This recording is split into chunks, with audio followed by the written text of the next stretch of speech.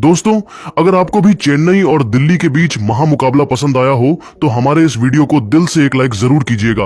आज की वीडियो का लाइक टारगेट केवल 400 लाइक का है। दोस्तों, चेन्नई और दिल्ली के बीच मुकाबला देखकर पूरा क्रिकेट जगत सदमे में आ गया।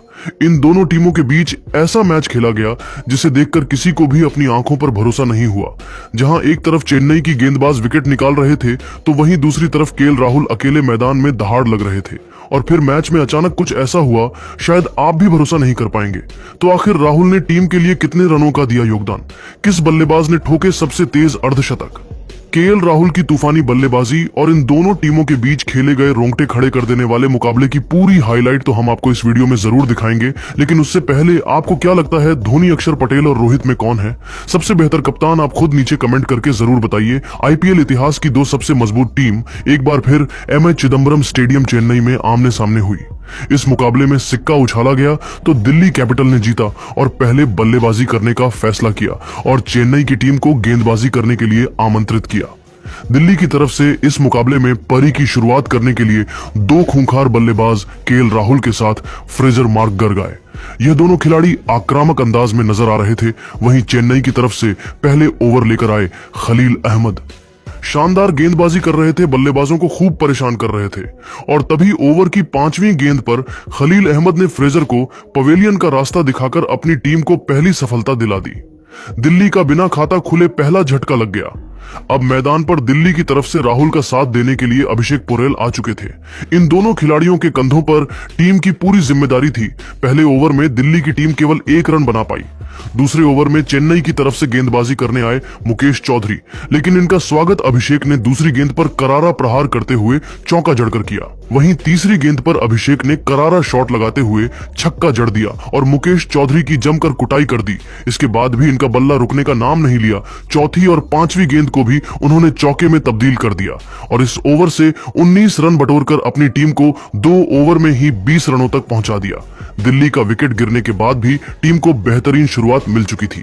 तीसरे ओवर में गेंदबाजी करने आए एक बार फिर खलील अहमद। इस ओवर में भी खलील अहमद ने बेहतरीन गेंदबाजी की और बल्लेबाजों को जकड़ कर रखा। इस ओवर में भी उन्होंने केवल 4 रन दिए। 3 ओवर में दिल्ली का स्कोर 24 रन 1 विकेट पर बन पाया। चौथे ओवर में चेन्नई की तरफ से एक बार फिर गेंदबाजी करने आए मुकेश चौधरी। इस बार इनका स्वागत राहुल ने अपने अंदाज में तीसरी गेंद पर खतरनाक चौका लगाकर किया और टीम के स्कोर को तेजी से आगे बढ़ाया। लेकिन उसके बाद मुकेश ने शानदार वापसी की और इस ओवर में केवल 8 रन खर्च किए। दिल्ली का स्कोर 4 ओवर में केवल 32 रन बन पाया। लेकिन इन दोनों खिलाड़ियों के बीच एक अच्छी साझेदारी पनपती हुई दे रही थी। दिल्ली कैपिटल्स मजबूत स्थिति में नजर आने लगी। वहीं चेन्नई के गेंदबाजों को लगातार विकेट की तलाश थी। 5वें ओवर में गेंदबाजी करने आए एक बार फिर खलील अहमद, लेकिन इस बार इनका स्वागत केएल राहुल ने अपने अंदाज में शानदार छक्का लगाकर किया और इन दोनों बल्लेबाजों ने उसके बाद इस ओवर से 11 रन बटोरकर अपनी टीम को 5 ओवर में 43 रनों तक पहुंचा दिया। दोनों बल्लेबाज अपनी टीम के लिए समझबूझ के साथ स्कोर को आगे बढ़ा रहे थे। पावर प्ले के अंतिम ओवर में चेन्नई सुपर किंग ने सबसे बड़ा बदलाव किया और इस बार उन्होंने फिरकी के जादूगर अश्विन को बुलाया।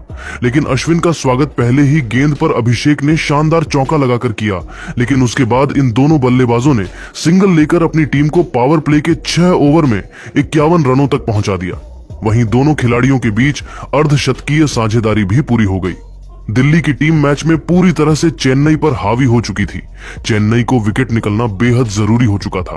पावर प्ले के बाद 7वें ओवर में चेन्नई की तरफ से एक बार फिर बॉलिंग स्पेल में सबसे बड़ा बदलाव देखने को मिला और इस बार आर्थुराज गायकवाड़ ने सबसे अधिक भरोसा जताकर रविंद्र जडेजा को गेंद थमाई और जडेजा ने भी उनकी उम्मीदों पर खड़े उतरते हुए अभिषेक को ओवर की 5वीं गेंद पर पवेलियन का रास्ता दिखाकर अपनी टीम को दूसरी बड़ी सफलता 54 रनों के स्कोर पर दिला दी।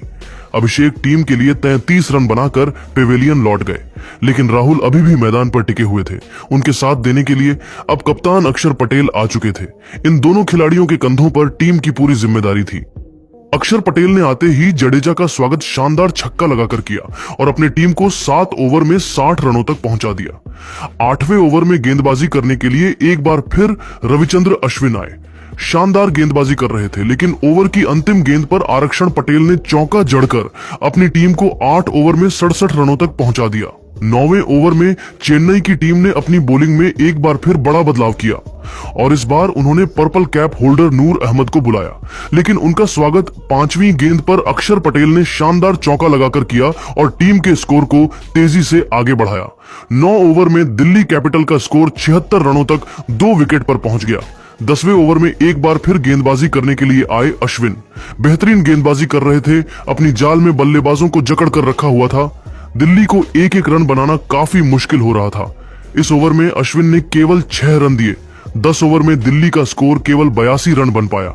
अभी तक मुकाबला पूरी तरह से बराबरी पर चल रहा था, लेकिन इन दोनों खिलाड़ियों के बीच अच्छी साझेदारी पनपती हुई दिखाई दे रही थी। दिल्ली की टीम थोड़ा सा मैच में आगे निकल रही थी।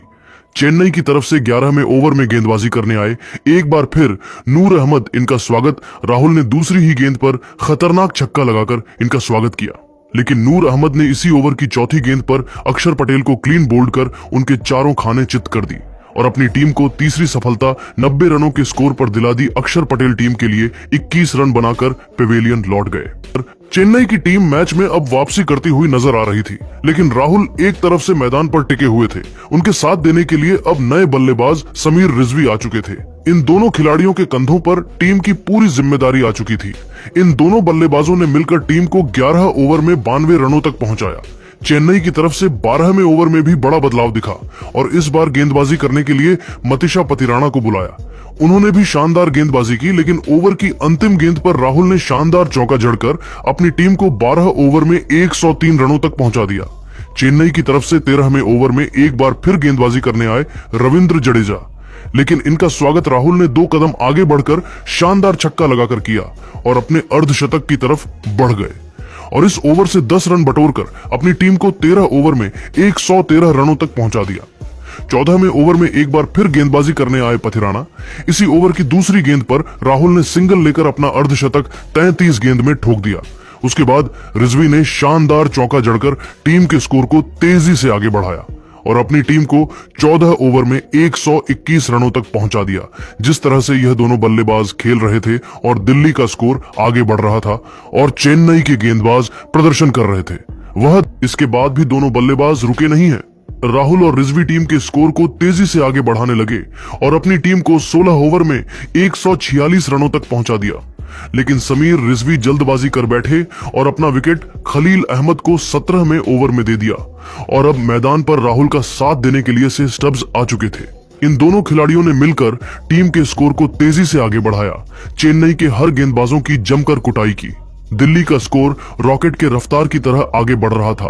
राहुल अपने शतक की तरफ बढ़ रहे थे, लेकिन अंतिम ओवर में राहुल ने अपना विकेट पथिराना को दे दिया। दिल्ली कैपिटल को 179 रनों के स्कोर पर 5वां झटका लग गया। राहुल टीम के लिए 77 रन बनाकर पेवेलियन लौट गए। वहीं दूसरी गेंद पर आशुतोष भी रनआउट होकर पवेलियन लौट गए, लेकिन दिल्ली कैपिटल्स की टीम ने चेन्नई के सामने 20 ओवर में 184 रनों का लक्ष्य रख पाई। तो दोस्तों, अब आपको क्या लगता है, इस बार आईपीएल की ट्रॉफी कौन जीतेगा? आप खुद नीचे कमेंट करके जरूर बताइए और ऐसी ही नई नई वीडियो के लिए हमारे चैनल को जरूर सब्सक्राइब करिए। धन्यवाद।